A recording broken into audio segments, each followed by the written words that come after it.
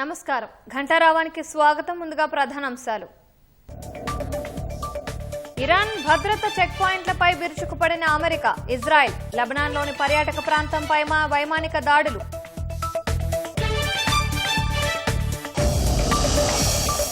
America సైనిక స్థావరాలే లక్ష్యంగా Iran ప్రతీకార దాడులు. హర్ముజ్లో మరిన్ని నౌకలను అడ్డుకుంటామని ప్రకటన.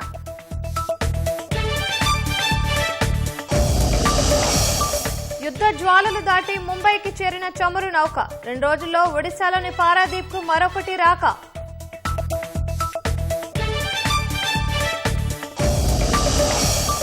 మూసీ నది పునరుజ్జీవంపై ఇవాళ సీఎం ప్రెజెంటేషన్. ప్రాజెక్టుపై అనుమానాలు నివృత్తి చేయనున్న రేవంత్ రెడ్డి.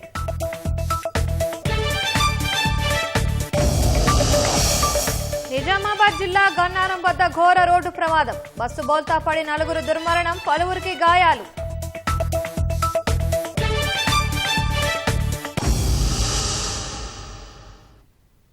పశ్చిమాసియాలో యుద్ధం భీకరంగా కొనసాగుతోంది. ఇరాన్లోని భద్రతా చెక్ పాయింట్లపై, లెబనాన్లోని పర్యాటక ప్రాంతంపై అమెరికా, ఇజ్రాయెల్ వైమానిక దాడులు చేశాయి.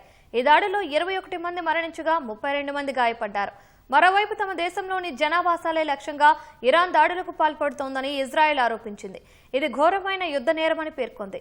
అటు లెబనాన్లోని హెజ్బుల్లా చేస్తున్న దాడులపై ఇజ్రాయెల్ ఆగ్రహం వ్యక్తం చేసింది. హెజ్బుల్లా మిలిటెంట్ సంస్థ భారీ మూల్యం చెల్లించుకోక తప్పదని హెచ్చరించింది. దాడులు ప్రతిదాడులతో పశ్చిమాసియా అట్టుడుకుతోంది. ఇరాన్ రాజధాని టెహ్రాన్ పైన అమెరికా, ఇజ్రాయెల్ దృష్టి సారించాయి. భద్రతా దళాల చెక్ పాయింట్లపై బుధవారం రాత్రి డ్రోన్ దాడులు జరిగాయి. ఈ దాడుల్లో 10 మంది మృతి చెందారు. చెక్ పాయింట్లపై అమెరికా, ఇజ్రాయెల్ దాడులు చేయడం ఇదే తొలిసారి. లెబనాన్ రాజధాని బీరూట్లోని సముద్ర తీర ప్రాంతంలో ఉన్న పర్యాటక స్థలం రమ్లెట్ అల్ బెదా వద్ద ఒక కారుపై ఇజ్రాయెల్ దాడి చేసింది. ఈ ప్రాంతంలోనే నిరాశ్రయులైన వారు తలదాచుకుంటున్నారు. ఈ దాడిలో 8 మంది మృతి చెందారు, 31 మంది గాయపడ్డారు. అయితే ఈ ప్రాంతంపై దాడి చేసినట్లు తమకు తెలియదని ఇజ్రాయెల్ చెబుతోంది. బీరుట్ కు దక్షిణాన ఉన్న అరామౌన్ పట్టణంలో జరిగిన దాడిలో 3 మరణించారు, ఒక చిన్నారికి గాయాలయ్యాయి. ఇరాన్లో 32 లక్షల మంది స్థానికంగా వలస వెళ్లారని ఐక్యరాజ్యసమితి శరణార్థ సంస్థ వెల్లడించింది. యుద్ధం మొదలైనప్పటి నుంచి ఇప్పటి వరకు ఇరాన్లో దాడుల వల్ల మృతి చెందిన వారి సంఖ్య 1348కి చేరింది. 17,000 మంది గాయపడ్డారు. లెబనాన్లో ఇప్పటిదాకా 634 మంది మరణించారు. 7,59,000 మంది నిరాశ్రయులయ్యారు. ఇటీవల ఇరాన్లోని అణుకేంద్రాన్ని ధ్వంసం చేశామని ఇజ్రాయెల్ వెల్లడించింది. ఇరాక్లోని మిలీషియా బేస్పై జరిగిన వైమానిక దాడిలో 14 మంది మృతి చెందారు, మరో 36 మంది గాయపడ్డారు. అకషత్ ప్రాంతంలో ఈ దాడి జరిగింది. మరోవైపు తమ దేశంలోని జనావాసాలే లక్ష్యంగా ఇరాన్ దాడులకు పాల్పడుతోందని ఇజ్రాయెల్ ఆరోపించింది. ఇజ్రాయెల్లోని పౌర నివాసాలపై దాడుల కోసం ఇరాన్ క్లస్టర్ బాంబులను వినియోగిస్తోందని ఇజ్రాయెల్ డిఫెన్స్ ఫోర్సెస్ ఐడిఎఫ్ తెలిపింది. ఇది ఘోరమైన యుద్ధ నేరమని, దీనికి ఖచ్చితంగా గట్టి బదులు ఉంటుందని పేర్కొంది. అటు లెబనాన్లోని హెజ్బుల్లా చేస్తున్న దాడులపై ఇజ్రాయెల్ ప్రధాని బెంజమిన్ నెతన్యాహు ఆగ్రహం వ్యక్తం చేశారు. హెజ్బుల్లా మిలిటెంట్ సంస్థ భారీ మూల్యం చెల్లించుకోక తప్పదని హెచ్చరించారు. మరోవైపు అమెరికా సైతం ఇరాన్, హెజ్బుల్లాకు హెచ్చరికలు జారీ చేసింది. దాడులు తీవ్రంగా ఉంటాయని పేర్కొంది. అటు యుద్ధం నేపథ్యంలో చమురు ధరలు పెరిగితే అమెరికాకు ఆర్థికంగా ఎంతో లాభమని ఆ దేశ అధ్యక్షుడు డొనాల్డ్ ట్రంప్ వ్యాఖ్యానించారు. అయినా ఇరాన్ చేతిలో అణ్వాయుధాలు ఉండకూడదన్నదే తమ తొలి ప్రాధాన్యమని స్పష్టం చేశారు.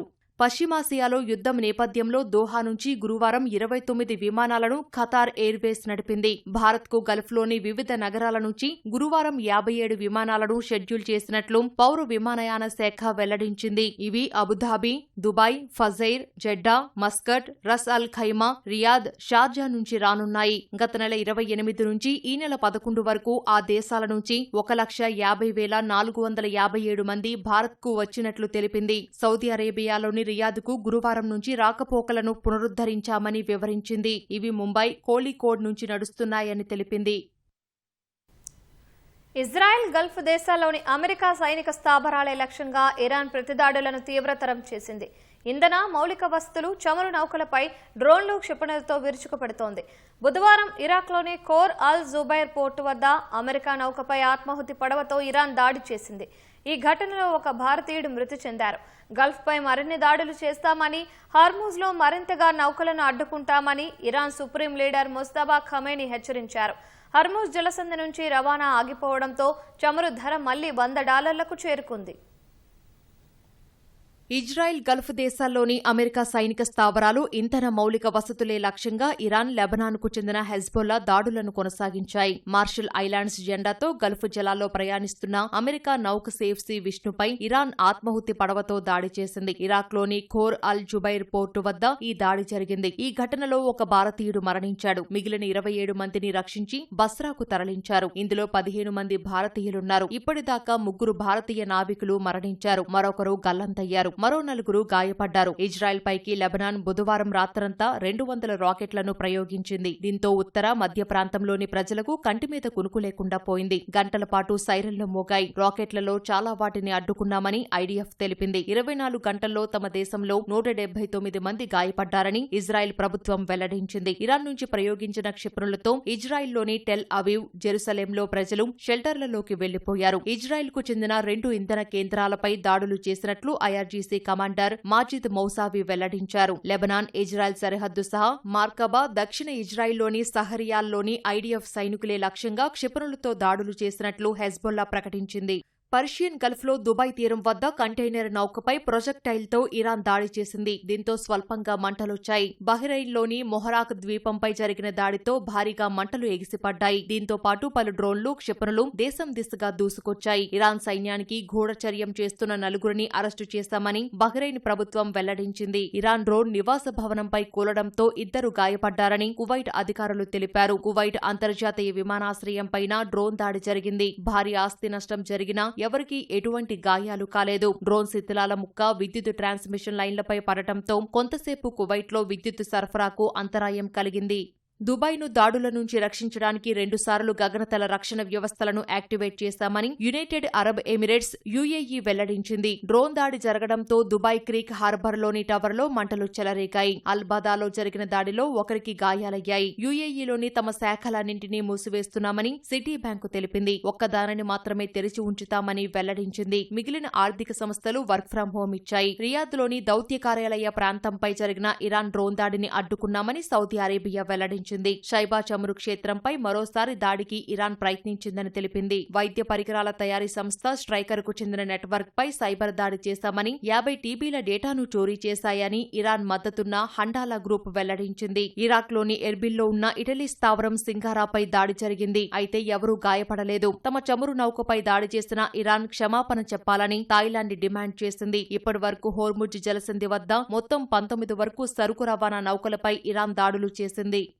గల్ఫ్ దేశాలపై దాడులను కొనసాగిస్తామని, హోర్ముజ్ జలసంధిలో మరింత సమర్థంగా నౌకలను అడ్డుకుంటామని ఇరాన్ సుప్రీం లీడర్ మోజ్తాబా ఖమేనీ స్పష్టం చేశారు. అజ్ఞాతంలో ఉన్న ఆయన తొలిసారిగా ఒక ప్రకటన విడుదల చేయగా దానిని ఇరాన్ ప్రభుత్వ టీవీ యాంకర్ చదివి వినిపించారు. యుద్ధంలో మరణాలకు ప్రతీకారం తీర్చుకుంటామని మోజ్తాబా హెచ్చరించారు. పాఠశాలపై అమెరికా చేసిన దాడిలో 165 మంది మరణించడాన్ని ప్రస్తావించిన మోజ్తాబా ఇంధన సరఫరాలను అడ్డుకునేలా యుద్ధాన్ని కొనసాగిస్తామని తెలిపారు. తన తండ్రి ఖమేనీపై దాడి జరిగిన సమయంలో తాను అక్కడే ఉన్నానని మోజ్తాబా తెలిపారు. తన తండ్రి మృతదేహాన్ని చూశానని వెల్లడించారు. అమెరికా ఇజ్రాయెల్ దాడుల్లో తన భార్య, ఒక సోదరి, మరో సోదరి భర్త, మేనకోడలు చనిపోయారని మోజ్తాబా ధృవీకరించారు.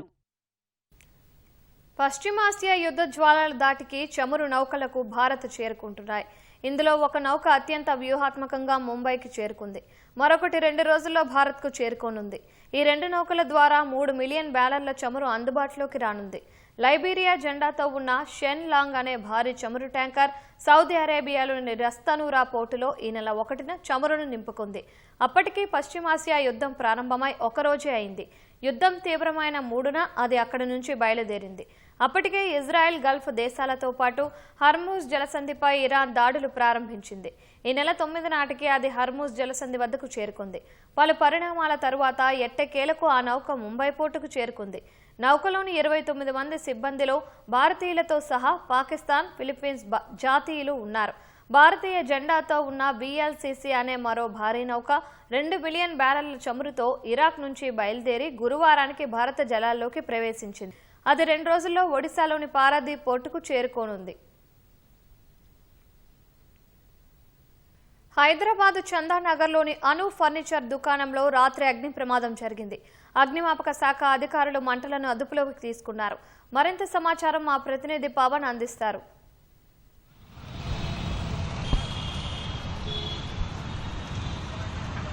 హైదరాబాద్ను వరుస అగ్ని ప్రమాదాలు ఆందోళనకు గురిచేస్తున్నాయి నగరవాసుల్ని.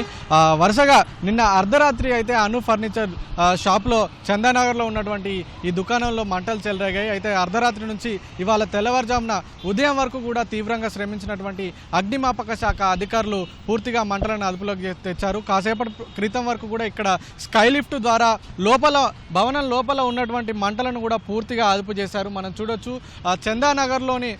చందానగర్ పోలీస్ స్టేషన్కు సమీపంలోనే రహదారి వెంట ఉన్నటువంటి ఈ అను ఫర్నిచర్ దుకాణంలో అయితే నిన్న రాత్రి 11:30 సమయంలో ఒక్కసారిగా గ్రౌండ్ ఫ్లోర్లో మంటలు చెలరేగాయి. ఈ మంటలు కాస్త ఈ మొత్తం 4 అంతస్తుల భవనానికి వ్యాపించాయి. అయితే అగ్నిమాపక శాఖ అధికారులు వచ్చి ఉటౌట్న మంటలను అదుపు చేసే ప్రయత్నం చేసినప్పటికీ కూడా సాధ్యపడలేదు. పూర్తిగా భవనం మొత్తం వ్యాపించాయి మంటలు. భవనం లోపల ఉన్నటువంటి ఫర్నిచర్ మొత్తం కూడా అగ్నికి ఆహుదైపోయినటువంటి పరిస్థితి. ఇందులో దాదాపుగా మనం చూడొచ్చు భవనం కూడా పూర్తిగా కాలిపోయింది. భవనానికి సంబంధించినటువంటి పిల్లర్లో ఉన్నటువంటి ఐరన్ రాడ్లు కూడా బయటికి కనిపిస్తున్నటువంటి పరిస్థితి. సో త్వరలోనే ఇక్కడికి భవన నిర్మాణానికి సంబంధించినటువంటి భవన నిర్మాణ దృఢత్వాన్ని పరిశీలించేటువంటి అధికారులు కూడా రానున్నారు. వచ్చిన తర్వాత ఈ భవనాన్ని కూడా నేలమట్టం చేసే అవకాశం ఉందని అయితే ప్రాథమికంగా అయితే ఇప్పటివరకు అధికారులు చెప్తున్నటువంటి పరిస్థితి. అయితే ఈ అను ఫర్నిచర్కు పక్కనే మనం చూడొచ్చు ఇంకొక భవనం కూడా నిర్మాణం అవుతుంది. ఆ భవనం పక్కనే భవనం వెనకాలే మరొక హాస్పిటల్ కూడా ఉంది. ఐ హాస్పిటల్ కావచ్చు, రీహాబిలిటేషన్ సెంటర్ కావచ్చు ఉన్నాయి. సో వాటికి మంటలు అంటుకోకుండా అగ్నిమాపక శాఖ అధికారులు మనకు కనిపిస్తున్నటువంటి ఈ హాస్పిటల్ పైనుంచి కూడా నీటిని పంపిస్తూ అయితే మంటలను అదుపులోకి తెచ్చే ప్రయత్నం చేశారు. పక్కనే ఉన్నటువంటి మరొక అను ఫర్నిచర్ గోదాంకు కూడా మంటలు అంటుకోకుండా తీవ్రంగా శ్రమించినటువంటి పరిస్థితి అయితే ఉంది. అయితే నగరవాసుల్ని వరుస ప్రమాదాలు ఆందోళనకు గురి చేస్తున్నాయని చెప్పుకోవచ్చు. ఎందుకంటే జనవరి 24వ తేదీన నాంపల్లిలో ఉన్నటువంటి బచ్చాసు ఫర్నిచర్ దుకాణంలో కూడా ఇదే తరహాలో అగ్ని ప్రమాదం జరిగింది. ఈ ప్రమాదంలో దాదాపు 22 గంటల పాటు శ్రమించారు అగ్నిమాపక సిబ్బంది మంటలను అదుపు చేసేందుకు. అయితే ఆ ప్రమాదంలో దాదాపుగా 5 మృత్యువాత పడ్డారు. వాళ్ళలో మొహమ్మద్ ఇంతియాజు, సయ్యద్ హబీబు, బేబీ, మరొక 11 ఏళ్ళు 7 ఏళ్ల వయసు ఉన్నటువంటి 2 చిన్నపిల్లలు కూడా ఆ సెల్లార్లో చిక్కుకొని చనిపోయినటువంటి పరిస్థితి. ఆ ప్రమాదంలో దాదాపు 22 గంటల తర్వాత కానీ అందులో ఉన్నటువంటి మృతదేహాన్ని బయటికి తీసుకురాలేకపోయారంటే ఫర్నిచర్ దుకాణాల్లో జరుగుతున్నటువంటి ప్రమాదాలు ఏ స్థాయిలో ఉన్నాయో అర్థం చేసుకోవచ్చు. ఆ తర్వాత మార్చి 3వ తారీఖున అర్ధరాత్రి కూడా ప్రగతి నగర్ నిజాంపేటలో ఉన్నటువంటి రోడ్డు పక్కనే ఉండేటువంటి ఫర్నిచర్ దుకాణాల్లో వరుస అగ్ని ప్రమాదాలు జరిగాయి. దాదాపు అక్కడ రోడ్డు పక్కనే రేకుల షెడ్లలో దాదాపు 43కు పైగా దుకాణాలు ఉంటాయి. వాటిల్లో మొదట ఒక దుకాణంలో అంటుకున్నటువంటి మంటలు క్రమంగా దాదాపు 25 షాపులకు పైగా వ్యాపించి పూర్తిగా దగ్ధమైనటువంటి పరిస్థితి. అయితే వరుస అగ్ని ప్రమాదాలు జరుగుతుంటే నగరవాసులు ఆందోళనకు గురవుతున్నారు. ఇక్కడే ఈ చందానగర్ పోలీస్ స్టేషన్ ఉంది. చందానగర్ పోలీస్ స్టేషన్ కు ఎదురుగానే ఈ అను ఫర్నిచర్ ఉంది. మనం చూడొచ్చు రహదారి కావడంతో అర్ధరాత్రి పూట కూడా భారీగా ఎక్కడికక్కడ వాహనాలు కూడా స్తంభించి నిన్న ట్రాఫిక్ జామ్ ఏర్పడినటువంటి పరిస్థితి అయితే ఉంది. అయితే అర్ధరాత్రి నుంచి ఉదయం వరకు కూడా తీవ్రంగా శ్రమించినటువంటి అగ్నిమాపక శాఖ అధికారులు ప్రస్తుతం మంటలైతే అదుపులోకి తీసుకొచ్చారు. నగరంలో ఈ ఫర్నిచర్ దుకాణాల్లో అగ్ని ప్రమాదాలు భయాందోళనకు గురి చేస్తున్నటువంటి క్రమంలో అగ్నిమాపక శాఖ అధికారులు ఈ వ్యాపార సముదాయాలు ఫర్నిచర్ దుకాణాలు ఏవైతే ఉన్నాయో వీటిలో ఖచ్చితంగా ఎప్పటికప్పుడు విస్తృతంగా తనిఖీలు చేస్తూ అగ్నిమాపక నివారణ చర్యలు కానీ, ఫైర్ ఎక్స్టింగ్విషర్లు కానీ లేదా ఇతర అన్నీ కూడా ఏ దుకాణాల్లో అయితే ఉండో వాళ్ళపై చర్యలు తీసుకోవాలంటూ కూడా నగరవాసులు కోరుతున్నారు. అయితే ఘటన జరిగిన తర్వాత దాంట్లో అగ్నిమాపక నివారణ చర్యలు లేవని, దానికి సంబంధించినటువంటి నిబంధనలకు అతిక్రమించారని చెప్పి అగ్నిమాపక శాఖ గుర్తిస్తుంది. కానీ ముందస్తు చర్యలు ఎందుకు చేపట్టడం లేదు, ముందస్తు నివారణ చర్యలు ఎందుకు చేపట్టడం లేదని నగరవాసుల నుంచి విమర్శలు వినిపిస్తున్నటువంటి పరిస్థితి ఉంది. ఎందుకంటే ప్రమాదాల్లో ఆస్తి నష్టం జరిగితే ఒకెత్తు, కానీ ఆ ప్రమాదాల్లో ప్రాణాలు మంటల్లో కాలిపోయినప్పుడు ఆ బాధిత కుటుంబాల వేదన సంవత్సరాల పాటు వాళ్ళని వెంటాడుతూ ఉంటుంది. కాబట్టి ఇప్పటికైనా ఎండాకాలం సమీపిస్తున్న నేపథ్యంలో అగ్నిమాపక శాఖ అధికారులు, ప్రభుత్వ యంత్రాంగం అంతా ఈ ప్రమాదాలపై ప్రత్యేక దృష్టి సారించి ఫైర్ సేఫ్టీ నిబంధనలు పాటించని వారిపై కఠిన చర్యలు తీసుకోవాలని నగరవాసులు కోరుతున్నారు. ఈ అను ఫర్నిచర్కి సంబంధించినటువంటి ప్రమాదంలో అయితే ప్రస్తుతం పూర్తిగా మంటలు అయితే అదుపులోకి వచ్చాయి. అయితే ఈ ప్రమాదంలో ఎలాంటి ప్రాణ నష్టం జరగలేదు. అర్ధరాత్రి సమయంలో షాప్ పూర్తిగా క్లోజ్ చేసిన తర్వాత ఈ ప్రమాదం జరిగింది. జరిగింది కాబట్టి ఎవరూ లేకపోవడంతో పెద్ద ప్రమాదం తప్పిందని చెప్పుకోవచ్చు. కానీ ఆస్తి నష్టం అయితే జరిగింది. ఎంత మేర ఆస్తి నష్టం జరిగింది, ఈ ప్రమాదానికి కారణాలు ఏంటనేది తెలియాల్సి ఉంది. ప్రాథమికంగా అయితే అగ్నిమాపక శాఖ అధికారులు గ్రౌండ్ ఫ్లోర్లో స్విచ్ బోర్డు దగ్గర షార్ట్ సర్క్యూట్ వల్లే ఈ అగ్ని ప్రమాదం జరిగిందని చెప్పి ప్రాథమికంగా గుర్తించారు. దీనికి సంబంధించినటువంటి పూర్తి వివరాలు కానీ ఎవరి మీద దుకాణానికి సంబంధించినటువంటి యజమానుల మీద ఎలాంటి చర్యలు తీసుకుంటారు ఏంటనేది అయితే త్వరలోనే తెలిసే అవకాశం ఉంది. కెమెరామెన్ బాలాజీతో పవన్, ఈటీవీ న్యూస్, హైదరాబాద్. మూసీ నది పునరుజ్జీవ ప్రాజెక్టుకు సంబంధించి ముఖ్యమంత్రి రేవంత్ రెడ్డి ఇవాళ ప్రెజెంటేషన్ ఇవ్వనున్నారు. హైదరాబాద్ తాజ్ కృష్ణ హోటల్ వేదికగా మూసీ పునరుజ్జీవనం ఆవశ్యకత, కార్యాచరణ ప్రణాళికను వివరించనున్నారు. సాయంత్రం 6 గంటలకు నిర్వహించే ఈ కార్యక్రమానికి సంబంధించి Musi river front development corporation ఏర్పాట్లు పూర్తి చేసింది. మూసీ ప్రాజెక్టుపై రాజకీయ పార్టీలో, నగర ప్రజల్లో నెలకొన్న అనుమానాలు, సందేహాలను సీఎం నివృత్తి చేయనున్నారు. ప్రధాన రాజకీయ పార్టీలు, మేధావులు, పర్యావరణవేత్తలు, దేశంలో గుర్తింపు పొందిన వ్యాపార, వాణిజ్య సంస్థల ప్రతినిధులు ప్రెజెంటేషన్కు హాజరు కానున్నారు.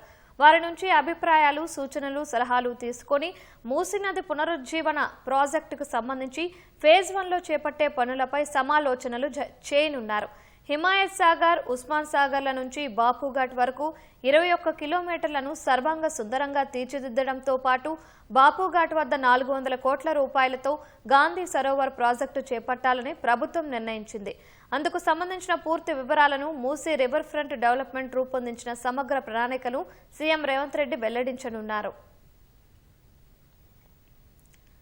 కాంగ్రెస్ హయాంలో కరెంటు పరిస్థితి మాటల్లో 24 గంటలు, చేతల్లో 12 గంటలు మాదిరి తయారైందని మాజీ మంత్రి హరీష్ రావు ఎద్దేవా చేశారు.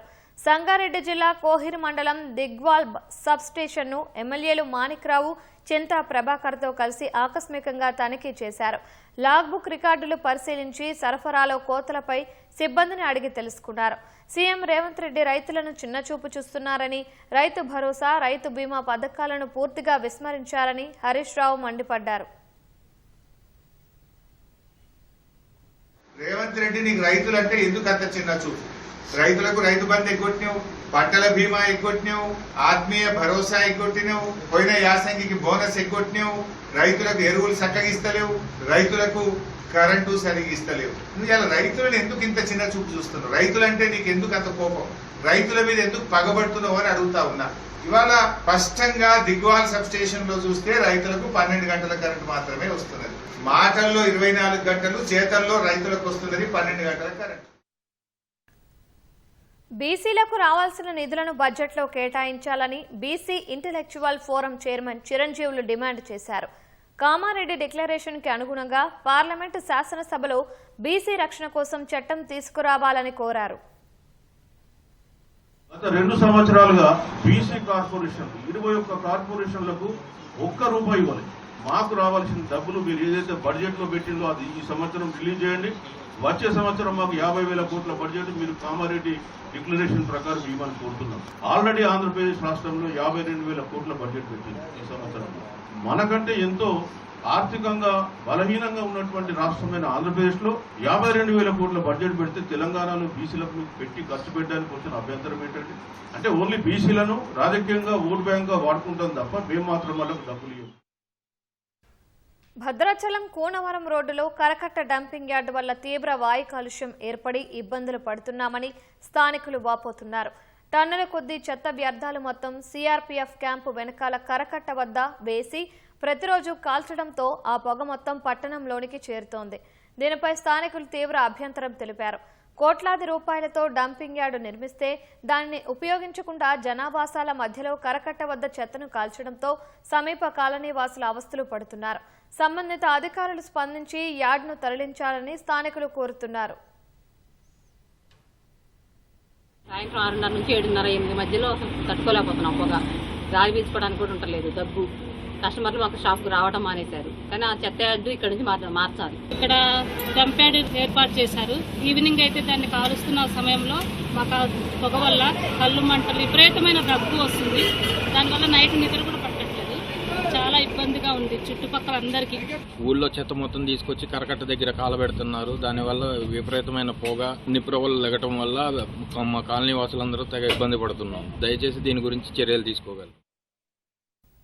నిజామాబాద్ జిల్లా ఇందల్వాయి మండలం గన్నారం వద్ద జాతీయ రహదారిపై రోడ్డు ప్రమాదం జరిగింది. ప్రమాదవశాత్తు బస్సు బోల్తా పడి 4 మృతి చెందగా పలువురు ప్రయాణికులకు గాయాలయ్యాయి. హైదరాబాద్ నుంచి 22 మంది ప్రయాణికులతో మహారాష్ట్రలోని అకోలాకు వెళ్తున్న ప్రైవేట్ ట్రావెల్స్ బస్సు రాత్రి 2 గంటల సమయంలో గన్నారం వద్ద ఒక్కసారిగా అదుపు తప్పి రోడ్డు పక్కకు దూసుకెళ్లి బోల్తా పడింది. పోలీసులు క్షతగాత్రులను నిజామాబాద్ జిల్లా ప్రభుత్వ ఆసుపత్రికి, మరికొందరిని ప్రైవేట్ ఆసుపత్రికి తరలించారు. డ్రైవర్ మద్యం మత్తులో ఉండడం, అతివేగం కారణం వల్లే ప్రమాదం జరిగిందని ప్రయాణికులు తెలిపారు. ఘటనపై కేసు నమోదు చేసుకుని దర్యాప్తు చేస్తున్నారు.